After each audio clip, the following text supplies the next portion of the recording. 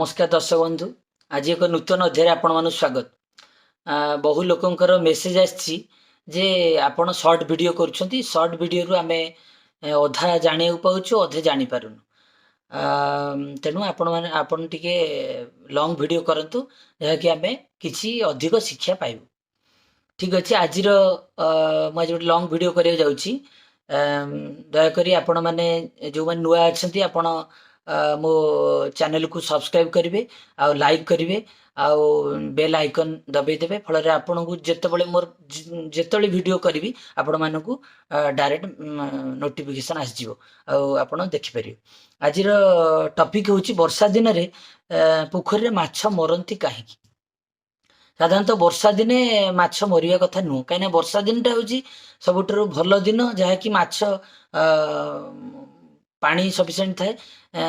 पानी पोखरी पानी 5 फुट रु 6 फुट 7 फुट पानी थाए, तेणुक माछ आराम से बढ़ती। खरा दिन आ वर्षा दिन में माछ भल बढ़ती, शीत दिन में माछ कम बढ़ती।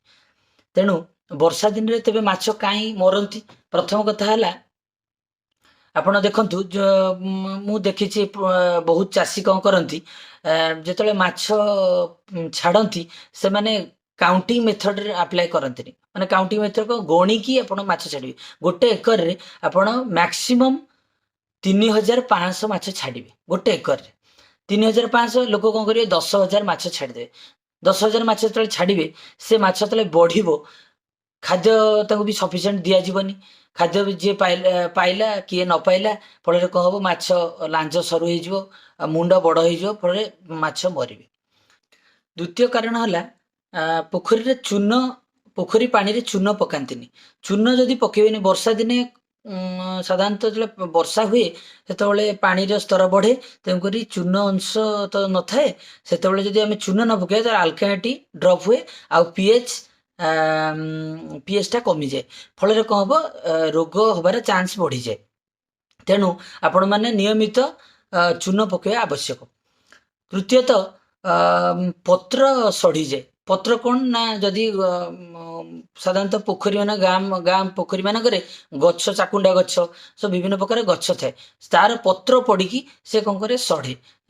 पोखरी साइड सफा न थे, बंध सफा न थे, फल से जो पत्र जदि वर्षा पानी बढ़िला तेबे से कौन हम पत्र सड़ी आमोनिया तैयारी हुए। माछ जदि अत्यधिक खाद्य देले माछ भी, माछ तो जो वेस्ट माछ जो वेस्ट छाड़े, खाद्य जोड़ा सड़े, सेटा को आमोनिया तैयारी हुए। फल माछ रोगग्रस्त हुए, आउ माने ऑक्सीजन शॉर्टेज हेले पानी रे माछ मरती।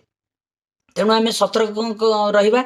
आपण प्रथम कथा है आपण जदि एपरी परिस्थिति हुए तबे कौन करेंगे, आपण पंपिंग करेंगे। पंपिंग कले पंपिंग करेंगे एवं जदि किसी मेडिसिन पकेबे ताले पचारिकी मेडिसिन पकेबे।